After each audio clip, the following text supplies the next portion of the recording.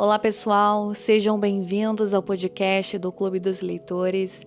Eu me chamo Luana Neves e sou a fundadora desse clube. E hoje a gente vai começar a falar sobre o livro Disciplina é Destino, do autor Ryan Holiday. E esse é o nosso primeiro episódio. E eu tenho certeza que ele vai te fazer pensar sobre coisas que você faz todo dia sem nem perceber. E antes de tudo, antes de começar, eu quero te fazer uma pergunta. Eu quero que você responda de forma bem honesta a seguinte questão: qual foi a última vez que você fez alguma coisa que não estava com vontade de fazer, mas foi lá e fez mesmo assim? E agora eu quero que você me responda ao contrário. Eu quero que você me diga qual foi a última vez que você não fez algo que precisava ser feito e que você não fez. Seja porque estava cansado, ou porque estava com preguiça, ou porque estava distraído com outra coisa. Se você for honesto, você vai perceber que essas situações acontecem o tempo todo, toda semana. Sempre tem um dia que a gente falha na academia, que a gente falha na dieta, que a gente deixa de ler aquele livro incrível que a gente está lendo. A gente monta uma rotina perfeita quando a gente está motivado de tudo que a gente precisa fazer, mas ao longo dos dias nós não conseguimos manter isso. E a grande questão que o autor levanta logo de cara aqui nesse livro é a seguinte: ele nos pergunta quem está no comando quando isso acontece. Quando você deixa de fazer aquilo que precisava ser feito. Quem é que está no comando quando isso acontece? Será que é você? Ou será que são os seus desejos, os seus impulsos, as suas vontades? Essa é a pergunta central do episódio de hoje, e até o final desse episódio eu tenho certeza que muita coisa vai passar pela tua cabeça. Hoje, nesse primeiro episódio, eu vou contemplar os primeiros 3 capítulos do livro e nós iremos falar sobre a ideia central por trás de cada um desses capítulos e sobre como podemos aplicar as lições que veremos nesse livro na nossa própria vida, até porque esse é o objetivo do nosso podcast. Aqui eu não vou ficar fazendo resumo de livro, até porque isso nós já fazemos lá nos materiais de apoio que vocês recebem dentro do clube. A intenção do podcast é outra, não é resumir, mas sim pôr em prática aquilo que a gente aprendeu no livro e que faz sentido para a nossa vida. E dito isso, vamos voltar para o que interessa. Logo no início do livro, o autor Ryan Holiday, ele traz um exemplo que eu achei genial. Ele fala de um cocheiro numa corrida de bigas, que são aqueles carros puxados por cavalos na Roma antiga que a gente vê nos filmes. E eu quero que você imagine a seguinte cena: 2 cavalos enormes, poderosos, cheios de força, com as rédeas soltas. O que será que pode acontecer nessa situação? Provavelmente, eles irão correr muito rápido. E isso vai ser emocionante, mas provavelmente vai acabar em uma colisão. Já que não adianta ter força e velocidade se você não tem direcionamento. A diferença entre vencer a corrida e bater não está na força dos cavalos. Na verdade, depende da capacidade do cocheiro de guiar esses cavalos para a direção certa. E isso se parece muito com algo que acontece com a gente. Naqueles momentos que estamos cheios de energia, de motivação, de força de vontade. Aquele momento que a gente diz para si mesmo que agora vai, que vamos dar um jeito na nossa vida de uma vez por todas. E aí, no meio do caminho, a gente se perde porque faltou direcionamento, faltou orientação. E força de vontade sem direção não nos leva a lugar algum. E uma coisa que eu gostei muito nesse livro é o fato de que o autor usa histórias reais para explicar cada lição que ele traz ali. E essas histórias facilitam a nossa compreensão e mostram de forma prática como pessoas reais fizeram uso da disciplina em suas vidas. E vendo essas histórias, a gente consegue perceber o que funcionou e o que não funcionou para cada uma dessas pessoas. E nós podemos usar aquilo, copiar aquilo que funcionou para os outros em nossas próprias vidas.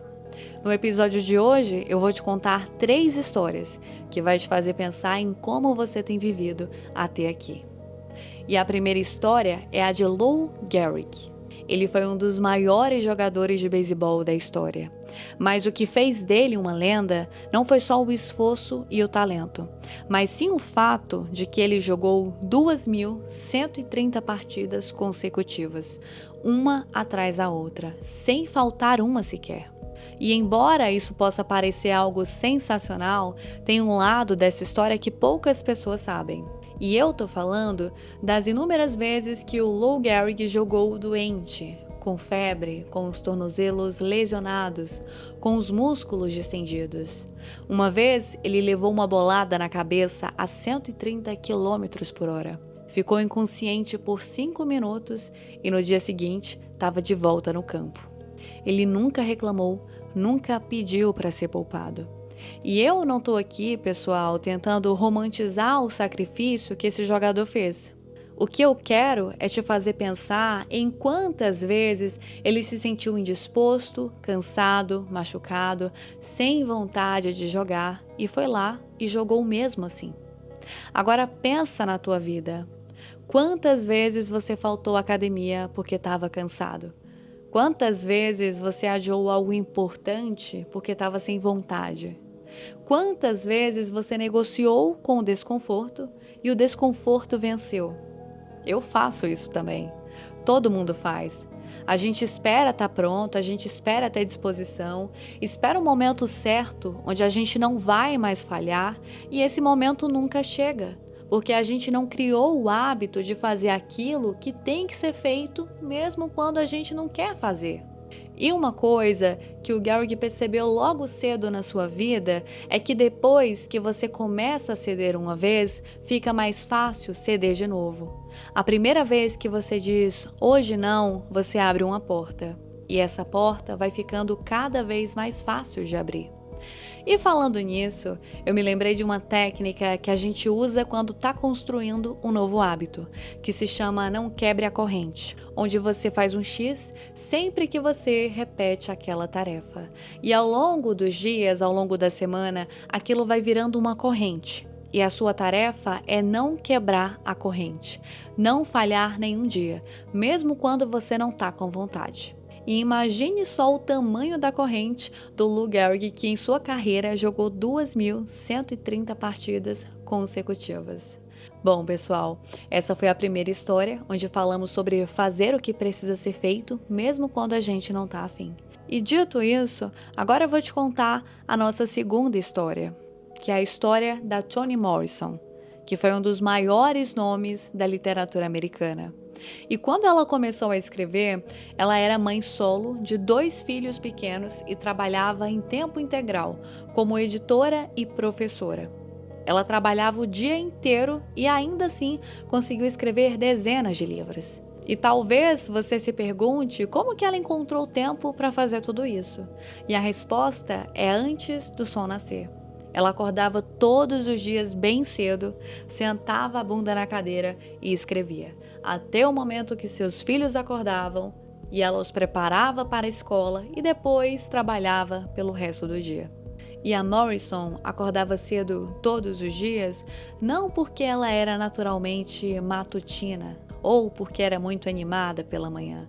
Na verdade, acordar antes de todo mundo e trabalhar nos próprios sonhos não era algo fácil. Não é fácil para ninguém. Mas aquele era o único momento do dia em que ela estava cheia de energia para investir no seu próprio projeto. Era o momento que seus filhos ainda dormiam, que o trabalho não tinha começado, que o celular não tocava, que as demandas do dia não tinham começado a chegar. Naquelas primeiras horas, tudo o que existia era ela e a história que ela precisava escrever. E agora que eu te contei a história dessa mulher incrível, eu quero perguntar para você em que hora do teu dia que você tem um momento assim. Um momento que é só seu, onde você está energizado e pode trabalhar naquele seu projeto. É pela manhã? E o que você tem feito com as suas manhãs? Você tem dormido até tarde, até o último minuto possível antes de ter que levantar para trabalhar? Ou você tem dormido mais cedo e acordado mais cedo, aproveitando aquelas horas valiosas que muita gente deixa passar? A maioria de nós acordamos pela manhã e passamos o dia todo em função de nossas obrigações. E deixamos os nossos projetos pessoais, os nossos sonhos, sempre para depois. E quando esse depois chega, quando sobra tempo no nosso dia, estamos esgotados, sem criatividade, sem energia, e o tempo vai passando. E os nossos sonhos vão ficando na sala de espera. E eu quero saber de você, até quando você vai deixar os seus sonhos nesse lugar, esperando? Quando é que você vai arrumar tempo de qualidade para fazer aquilo que você ama? A Toni Morrison não esperava a noite chegar. Ela não esperava o tempo que sobrava depois de cumprir todas as obrigações. Na verdade, ela criava o espaço que precisava antes mesmo do dia começar. E o autor, ele também traz aqui nesse momento do livro o Marco Aurélio, o imperador romano, que foi um dos homens mais poderosos da história, que escrevendo ali no seu diário pessoal, aquele que hoje em dia a gente conhece como Meditações, o Ryan cita um trecho onde o Marco diz o seguinte: "Para que nasci? Para ficar aquecido sob as cobertas?" Bom, assim como nós, ele também não tinha vontade de acordar cedo. Ele preferia ficar deitado. Mas a diferença é que ele conhecia o custo de desperdiçar o dia, já que cada manhã desperdiçada não volta mais. E eu acho interessante a gente olhar para trás agora e pensar em quantas manhãs já desperdiçamos até esse momento. E por quanto tempo mais iremos fazer isso? E agora, pessoal, a nossa terceira e última história que eu quero compartilhar com vocês é a história sobre dois homens. E nela vamos perceber um contraste que existe quando fazemos tudo o que queremos e quando fazemos aquilo que precisa ser feito. De um lado temos o rei George IV da Inglaterra, que era obcecado por prazer, que comia em quantidades absurdas e consumia uma grande quantidade de álcool durante o dia, e com o tempo chegou um ponto em que ele não conseguia dormir mais deitado, porque o próprio peso do peito poderia sufocá-lo enquanto estava dormindo. Ele ficou tão dependente do conforto que o mínimo esforço que ele poderia fazer já era considerado demais, além da conta. E sabe o que é mais triste? Quando ele acordou pela última vez de madrugada com uma dor no peito terrível e percebeu que estava morrendo. As últimas palavras dele foram: "Meu Deus, o que é isso?" Como se fosse uma surpresa, como se décadas de excesso não tivessem consequência. Bom, e do outro lado da moeda, nós temos o Theodore Roosevelt, ex-presidente dos Estados Unidos. Esse cara nasceu fraco. Tinha asma grave, visão péssima, pulmões que travavam com qualquer esforço. Ele tinha todas as razões do mundo para aceitar uma vida tranquila e sedentária. Mas, em vez disso, ele escolheu o que ele chama de vida extenuante. Ele fez boxe, escalada, caça, remo, natação, cavalgada. Mesmo quando foi presidente dos Estados Unidos, ele se exercitava por horas, todos os dias. E o que diferencia esses dois homens não é sorte, não é genética, não é circunstância.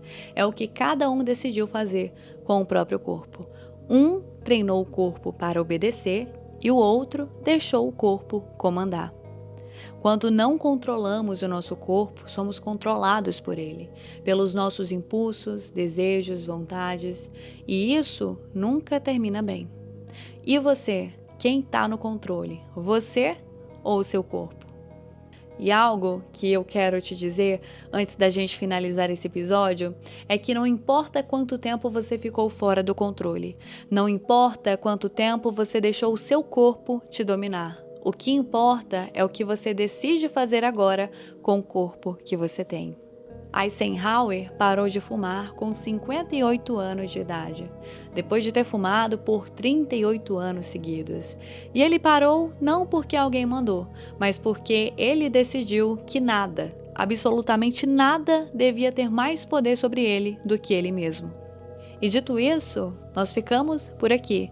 Eu quero que você leve desse episódio o fato de que o seu corpo obedece a quem manda. Você não precisa virar outra pessoa do dia para a noite, mas você precisa fazer uma escolha. Uma escolha pequena e concreta que te coloque de volta no comando do seu próprio corpo. Pode ser acordar 20 minutos mais cedo, pode ser movimentar o corpo por 15 minutos, pode ser deixar o celular fora do quarto, pode ser qualquer coisa, desde que essa coisa seja você escolhendo e não o teu hábito automático. E no próximo episódio, a gente vai falar sobre o que acontece quando você começa a tirar aquilo que é superficial da sua vida. Obrigada por me ouvir até aqui e até o próximo episódio.